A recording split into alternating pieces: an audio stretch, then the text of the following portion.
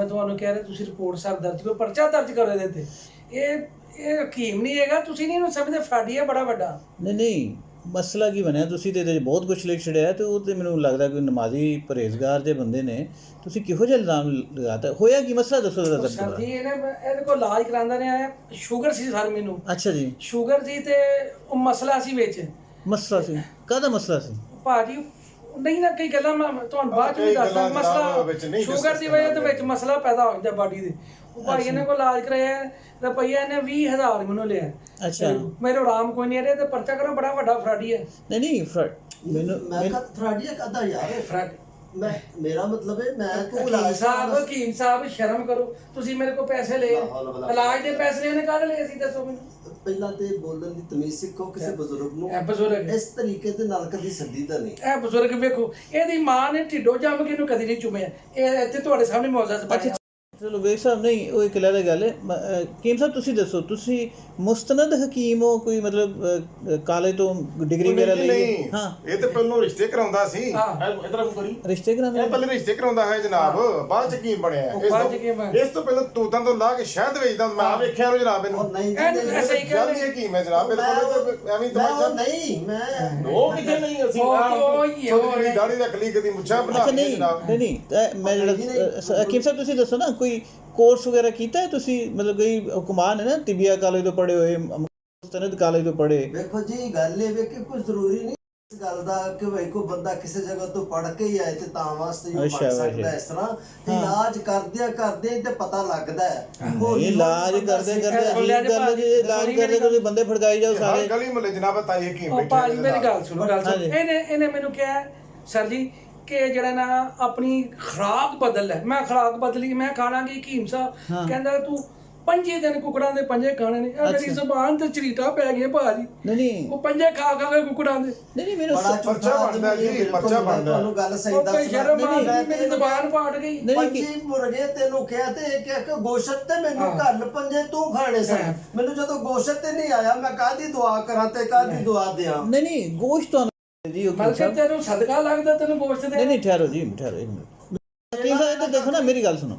ਤੁਸੀਂ ਪਹਿਲੇ ਮੈਨੂੰ ਮੇਰੇ ਸਵਾਲ ਦਾ ਜਵਾਬ, ਇਹਦਾ ਮਤਲਬ ਤੁਹਾਡੇ ਕੋਲ ਕੋਈ ਡਿਗਰੀ ਵਗੈਰਾ ਨਹੀਂ ਹੈ ਹਿਕਮਤ ਦੀ, ਤੁਸੀਂ ਐਸੇ ਹੀ ਮਤਲਬ ਸੀਨਾ ਬਸੀਨਾ ਹੀ ਕੋਈ ਸ਼ਾਇਦ ਹਿਕਮਤ ਕਰ ਰਹੇ ਹੋ? ਉਹ ਸੀਨਾ ਭਾਜੀ ਇਹ ਕਿਹੜਾ ਪਿੱਟ ਦੇ ਨੇ? ਸੀਨਾ ਕੋਈ ਨਹੀਂ ਹੈ ਇਹਨਾਂ ਕੋਲ, ਕੋਈ ਸ਼ਾਇਦ ਨਹੀਂ ਹੈ ਹਕੀਮ ਹੈ ਇਹਨਾਂ ਕੋਲ। ਇਹਦਾ ਅੱਬਾ ਜਿਹੜਾ ਸੀ ਕਿਤਾਬਾਂ ਦੀ ਕਿਹੜੀ ਗੱਲ ਹੈ ਭਾਜੀ? ਹੋਰ ਕੰਮ ਕਰਦਾ ਰਿਹਾ, ਹੋਰ ਕੰਮ ਕਰਦਾ ਰਿਹਾ। ਪੜਿਆ ਲਿਖਿਆ ਸਮਝੋਗੇ ਤੁਸੀਂ? ਨਹੀਂ ਖੋਤਾ ਤਜਰਬੇ ਨਾਲ ਹੀ ਸਾਰੀਆਂ ਗੱਲਾਂ ਹੁੰਦੀਆਂ। ਤਜਰਬੇ ਨਾਲ 50 ਬੰਦੇ ਮਾਰ ਦੇਗਾ ਤੂੰ, ਪਿੱਛੇ ਤਜਰਬੇ ਨਾਲ। ਉਹ ਮੇਰਾ ਪੈਸੇ ਕੱਢ, ਤੂੰ ਮੈਨੂੰ ਨਹੀਂ ਸਮਝ ਆਉਂਦੀ। ਭਾਜੀ ਪੈਸੇ ਲੈ ਕਿੰਨੇ ਪੈਸੇ ਤੁਸੀਂ ਕਿੰਨੇ ਪੈਸੇ ਦਿੱਤੇ? ਮੇਰੇ ਕੋਲ 20,000 ਰੁਪਏ ਲੈ ਚੁੱਕਿਆ ਭਾਜੀ। ਉਹ ਯਾਰ ਇੱਕ ਦੋ ਬੰਦਾ ਅਗਰ ਮਰ ਵੀ ਗਿਆ ਮੇਰੇ ਕੋਲ ਤੇ ਯਾਰ ਸਾਰੇ ਤੇ ਨਾਲ ਜਦੋਂ ਕਬਰਸਤਾਨ ਪਰਨਾ ਪਤਾ ਕਿਉਂ ਰੱਖਿਆ ਇਹਨੇ? ਜਦੋਂ ਕਬਰਸਤਾਨ ਕੋ ਲੰਘਦਾ ਨਕਾਬ ਕਰਕੇ ਜਾਂਦਾ ਜੀ, ਮੈਨੂੰ ਸ਼ਰਮ ਆਉਂਦੀ ਮੁਰਗਿਆਂ ਦੇ ਕੋਲ। ਅੱਛਾ ਓਏ ਮੁਅੱਜ਼ਜ਼ ਆਦਮੀ ਦੀ ਨਿਸ਼ਾਨੀ ਹੈ ਯਾਰ। ਇਹ ਕਿਹੜੀ ਗੱਲ ਹੈ?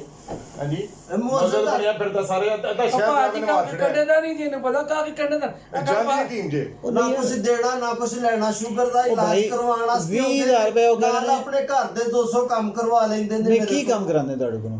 ਕੀ ਕੰਮ ਕਰਾਇਆ? ਉਹ ਕੁੜੀਆਂ ਦੇ ਰਿਸ਼ਤਿਆਂ ਦੀਆਂ ਗੱਲਾਂ, ਹੋਰ ਕਈ ਉਹ ਗੱਲ ਨਿਕਲ ਆਈ ਕਿ ਨਹੀਂ ਜਨਾਬ? ਪਹਿਲਾਂ ਕਿਹਾ ਪਹਿਲਾਂ ਰਿਸ਼ਤੇ ਕਰਾਉਂਦਾ ਸੀ, ਬਾਅਦ ਚ ਹਕੀਮ ਬਣੇ ਆ ਜੇ। ਨਹੀਂ ਤੁਸੀਂ ਰਿਸ਼ਤੇ ਵੀ ਕਰਾਉਂਦੇ ਰਹੇ ਹੋ?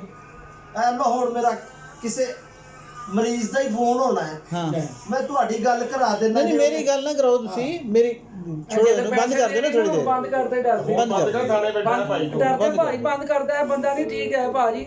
ਇਹਨੂੰ ਕੱਖ ਕੰਡੇ ਦਾ ਨਹੀਂ ਪਤਾ। ਕੱਲ ਭਾਈ ਨੇ ਉਲਟੀਆਂ ਲੱਗੀਆਂ, ਕਹਿੰਦਾ ਪੈਂਪਰ ਬੰਨ। ਦੱਸੋ ਕੋਈ ਦਵਾਈ ਦੇ ਤਾਂ ਪੈਂਪਰ ਬੰਨੇ ਮੂੰਹ ਤੇ, ਉਲਟੀ ਇੰਜ ਰੁਕਦੀ ਹੈ? ਤੇ ਮੈਂ ਮਾੜੀ ਗੱਲ ਕੀਤੀ ਹੈ? ਮੈਂ ਤਾਂ ਤੂੰ ਪੈਪਰ ਵੇਚ ਰਿਹਾ ਤੂੰ? ਹਾਂਜੀ ਤੇਰੇ ਪੈਪਰ ਬੰਨ ਦੇਣਾ, ਤੂੰ ਸਿਆਣਾ ਬੜਾ ਵਕੀਲ ਬਣਿਆ ਤੂੰ। ਇਹ ਜਾਲੀ ਪੁੱਛਾ ਲਾ ਕੇ ਤੂੰ। ਓਏ ਇਹਦੇ ਚ ਜਾਲੀ ਵਾਲੀ ਕਿਹੜੀ ਗੱਲ ਹੈ ਭਾਈ ਜਾਨ? ਇਹ ਇੱਕ ਬਾਰਿਸ਼ ਹੋਈ ਨਾ ਤੇ ਖੁਰ ਦੇ ਥੱਲੇ ਆ ਜਾਣੀ ਇਹ ਪੁੱਛਾ ਵੇ ਇਹ ਚੰਗੀਆਂ ਦਿਖਾ। ਅਜੇ ਯਾਰ ਛੋੜੋ ਯਾਰ, ਬਹਿਸ ਨਾ ਕਰੋ ਭਾਜੀ। ਪੈਸੇ ਮੈਨੂੰ ਲੈ ਕੇ ਦਿਓ ਸਰ ਜੀ, ਮੇਰਾ ਇਹਦਾ ਪਰਚਾ। ਠੀਕ ਹੈ ਚਲੋ ਠੀਕ ਹੈ, ਤੁਹਾਡਾ ਭੇਜ ਦਿੰਦੇ ਕੇਸ ਕਰ ਦਿੰਦੇ ਮਾਰ।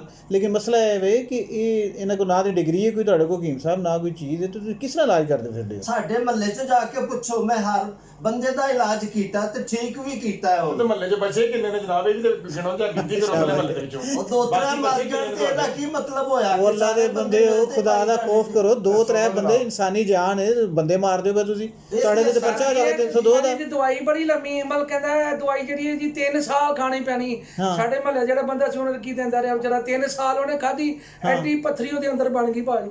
ਉਹ ਕਢਾਈ ਹੈ ਹੁਣ ਇਸ ਤਰ੍ਹਾਂ ਦਾ ਉਹ ਕਢਾ ਕੇ ਲੈਂਟਰ ਪਾ ਲਿਆ ਜੀ। ਬਹੁਤ ਅੱਛੇ ਲੈਂਟਰ ਨੇ ਮੈਂ ਤੇ ਉਹੀ ਪੱਥਰੀ ਕਢਾ ਕੇ ਤੇ ਦੁਬਾਰਾ ਪੀਸ ਕੇ ਫਿਰ ਦਵਾਈ ਬਣਾ ਲਈ। ਉਹ ਤੁਹਾਡੀ ਦਵਾਈ ਬਣਾ ਲਈ। ਹਕੀਮ ਸਾਹਿਬ ਵੈਸੇ ਤੁਸੀਂ ਨਾ ਕੀ ਮੈਂ ਹੁਣ ਤੁਹਾਡੇ ਕੀ ਅਲਫਾਜ਼ ਬੋਲਾਂ ਕਿ ਤੁਸੀਂ ਬੜਾ ਗਰਕ ਕਰਦੇ ਹੋ ਬੇ ਲੋਕਾਂ ਦਾ, ਉਹਨਾਂ ਨੂੰ ਪੁੱਠੇ ਪਾਸੇ ਲਾ ਕੇ। ਤੇ ਤੁਸੀਂ ਵੇਖ ਸਾਹਿਬ ਪੜ੍ਹੇ ਲਿਖੇ ਆਦਮੀ, ਤੁਸੀਂ ਇਹਨਾਂ ਦੇ ਇੱਥੇ ਕਿਸ ਤਰ੍ਹਾਂ ਚੜ ਗਏ? ਤੁਸੀਂ ਕਿਸੇ ਡਾਕਟਰ ਕੋਲ ਜਾਓ। ਸ਼ੂਗਰ 'ਚ 100 ਨਕਸ ਪੈ ਜਾਂਦੇ ਨੇ। ਇਹ ਤੇ ਨਹੀਂ ਨਕਸ ਕਾਹਦਾ ਤੁਹਾਨੂੰ ਪੈ ਗਿਆ ਸੀ ਜਿਹੜਾ ਤੁਸੀਂ ਇਹਨੂੰ ਵੀ ਪਤਾ।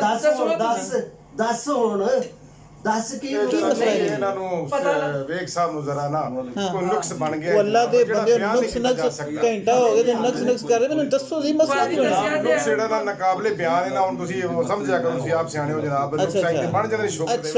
ਅੱਛਾ ਤੇ ਤੁਸੀਂ ਕਿਸੇ ਡਾਕਟਰ ਕੋਲ ਜਾਓ, ਅੱਲਾ ਦੇ ਬੰਦੇ ਹੋ, ਤੁਸੀਂ ਪ੍ਰੋਪਰ ਟ੍ਰੀਟਮੈਂਟ ਕਰਾਓ ਆਪਣਾ। ਤੁਸੀਂ ਕਿਹੜੇ ਚੱਕਰਾਂ 'ਚ ਪੈ ਗਏ? ਤੁਸੀਂ ਸਹੀ ਕਹਿੰਦੇ ਹੋ, ਪਰ ਮੈਂ ਇਹਦੇ ਹੱਥ ਚੜ ਕੇ ਚਵਲ ਜੇ ਇਹਨੇ ਮੇਰੇ ਪੈਸੇ ਵੀ ਲਵਾਤੇ, ਵਕਤ ਵੀ ਜ਼ਾਇਆ ਕਰਦਾ, ਘਰੋਂ ਮੇਰੀ ਵੱਖਰੀ ਕਿਸ਼ਤੀ ਹੁੰਦੀ, ਇਲਾਜ ਨਾ ਹੁੰਦੀ ਬਈ ਤੂੰ। ਨਹੀਂ ਤੇ ਹਕੀਮ ਸਾਹਿਬ ਤੁਸੀਂ ਉੱਥੇ ਬਕਾਇਦਾ ਕੋਈ ਆਪਣਾ ਮਤਲਬ ਬਣਾਇਆ ਹੈ, ਮਤਲਬ ਦਵਾਖਾਨਾ ਬਣਾਇਆ? ਕਸੂਰ ਨਹੀਂ ਜੀ, ਇਹਨਾਂ ਦੀ ਘਰੋਂ ਬਿਸਤੀ ਹੋਣ ਡਈ ਹੈ। ਅੱਛਾ ਚਲੋ ਉਹਨੂੰ ਛੱਡੋ, ਤੁਹਾਨੂੰ ਮਰੀਜ਼ ਜੇ ਤੇ ਹੈ ਉਹ ਛੱਡ ਦਿਓ ਗੱਲ। ਇਹ ਘਰਦਿਆਂ ਦੇ ਕੰਮ ਨਹੀਂ ਕੀਤੇ ਹੁਣ ਉਹਨਾਂ ਦੇ ਬਿਸਤੀ ਮੈਨੂੰ ਇਹ ਮੇਰਾ ਤੇ ਇਹਨਾਂ 'ਚ ਕੋਈ ਕਸੂਰ ਨਹੀਂ। ਚਲੋ ਐਸਐਚਓ ਸਾਹਿਬ ਵੀ ਆ ਗਏ ਨੇ। ਐਸਐਚਓ ਸਾਹਿਬ ਇਹਨਾਂ ਨੂੰ ਜ਼ਰਾ ਲੈ ਜਾਓ ਜੀ ਨਾਲ ਫਿਰ। ਤੇ ਹਕੀਮ ਸਾਹਿਬ ਕੋ ਨਾ ਤੇ ਡਿਗਰੀ ਜੇ ਕੋਈ ਤੇ ਨਾ ਹੀ ਕੋਈ ਹੋਰ ਚੀਜ਼ ਜੇ। ਇਹ ਹਕੀਮ ਨਾ ਸਮਝੋ ਭਾਜੀ, ਸਾਡੀ ਮੇਰੀ ਗੱਲ ਸੁਣੋ, ਇਹਨੂੰ ਹਕੀਮ ਨਾ ਸਮਝੋ, ਇਹ ਖੰਜੀਰ ਹੀ ਸਮਝੋ ਇਹਨੂੰ। ਇਹ ਬੜੀ ਭੈੜੀ ਸ਼ੈ ਨੂੰ ਲੈ ਜਾਓ ਕਹਿ ਕੇ ਮੇਰੇ ਪੈਸੇ ਲੈ ਕੇ ਦਿਓ ਇਹਦੇ ਭਾਈ। ਮੈਂ ਪੈਸੇ ਠੀਕ ਹੈ, ਇਹਨਾਂ ਦੇ ਪਰਚਾ ਵੀ ਦਿਓ ਜੀ। ਤੁਹਾਡੇ ਖੁਦਾ ਦੀ 20000 ਰੁਪਇਆ ਉਹ ਚਲੋ ਯਾਰ ਸੋਨੇ ਦੇ ਪਿੱਛੇ ਰਗੜ ਕੇ ਦੇਣਾ ਭਾਈ। 20000 ਦੇ ਪਿੱਛੇ ਪਏ ਹੋ, ਜਿਹੜਾ ਨੁਕਸਾਨ ਉਹਨਾਂ ਨੂੰ। ਉਦੋਂ ਤੇ ਆਂਦੇ ਸੋ ਬੜਾ ਸਵਾਦ ਹੁੰਦਾ ਹੈ, ਬੜੀ ਚੰਗੀ ਦਵਾਈ ਏ, ਬੜੀ ਚੰਗੀ ਹੁਣ ਤੁਹਾਨੂੰ ਇੱਥੇ ਆ ਕੇ ਬੜੀਆਂ ਗੱਲਾਂ ਆ ਗਈਆਂ ਨੇ। ਉਹ ਦਿਨੇ ਜਿਹੜੇ ਆ ਸਵਾਦ ਕਿਹੜਾ ਹੁੰਦਾ? ਸਵਾਦ ਹੁੰਦਾ ਤੇ ਵਿਚਾਰਾ ਕਿਸੇ ਰਾਹਤ ਦੇ ਨਾਲ ਥੜ ਦੇ ਵਿੱਚ। ਤੁਹਾਨੂੰ ਕਿੰਨੀ ਵਾਰੀ ਇਹ ਗੱਲ ਆਖੀ ਕਿ ਸ਼ੂਗਰ ਦੀ ਦਵਾਈ ਹਮੇਸ਼ਾ ਸ਼ੂਗਰ ਨਾਲ ਹੀ ਖਾਣੀ ਚਾਹੀਦੀ ਹੈ। ਚਲੋ ਲੈ ਲਓ, ਘਟਦਾ ਹੈ। ਬਹੁਤ ਅੱਛੇ ਤੁਹਾਡੀ ਹਕਮਤ ਤੇ ਤੁਹਾਡੀ ਇੱਕ ਜਨਾਬ ਪੁੜੀ ਦਿੰਦਾ ਤੇ ਕਿਲੋ ਨਾਲ ਮਠਿਆਈ ਦਿੰਦਾ, ਤੇ ਘਰ ਜਾ ਖਾਓ। ਉਹ ਤੁਹਾਨੂੰ ਜਾਂਦਾ ਬੰਦਾ ਖਾ ਕੇ ਦਿਲ ਕਰੇ ਪੱਧਰ ਹੋਇਆ। ਉਹ ਜਦੋਂ ਮੈਂ ਭਾਜੀ ਮਠਿਆਈ ਖਾਧੀ ਨਾ ਸਰ ਜੀ, ਉਹ ਮੇਰੇ ਲੱਤਾਂ ਤੇ ਪੈਰਾਂ ਨੂੰ ਸੋਜ ਪੈ ਗਈ। ਨਹੀਂ ਮਿਠਾਈ ਕਿਉਂ? ਤੁਹਾਡਾ ਦਿਮਾਗ ਨਹੀਂ ਸੀ ਕੰਮ ਕਰ ਰਿਹਾ? ਸ਼ੂਗਰ ਪੇਸ਼ੈਂਟ ਹੋ ਤੇ ਤੁਸੀਂ ਮਿਠਾਈ ਖਾਣ ਦੇ? ਬਸ ਮੈਂ ਸਮਝਿਆ ਘਰੇ ਕੋ ਖਾਨਦਾਨੀ ਹਕੀਮ ਹੈ, ਇਹਦਾ ਖਾਨਦਾਨੀ ਚਵਲ ਇਹਦੇ ਕੋ ਮੇਰਾ ਪੈਸੇ ਲੈ ਕੇ ਦਿਓ ਭਾਜੀ। ਬਸ ਠੀਕ ਹੈ, ਮੈਂ ਉਹਨਾਂ ਨੂੰ ਕਿਹਾ ਕਰਦੇ ਨੇ ਇਹਨਾਂ ਦਾ ਜੋ ਵੀ ਕਾਨੂੰਨੀ ਕਾਰਵਾਈ ਹੁੰਦੀ ਹੈ। ਕਾਨੂੰਨੀ ਕਾਰਵਾਈ ਕਰੋ ਜੀ। ਬਸ ਠੀਕ ਹੈ ਜੀ, ਠੀਕ। ਕੋਈ ਗੱਲ ਨਾ ਸੁਣਿਆ ਜੀ। ਇਹਨਾਂ ਦੀ ਕੋਈ ਗੱਲ ਨਾ ਸੁਣੋ, ਠੀਕ ਹੈ। ਦੋਵੇਂ ਝੂਠੇ ਜੇ। ਚਲੋ ਕਰਨੇ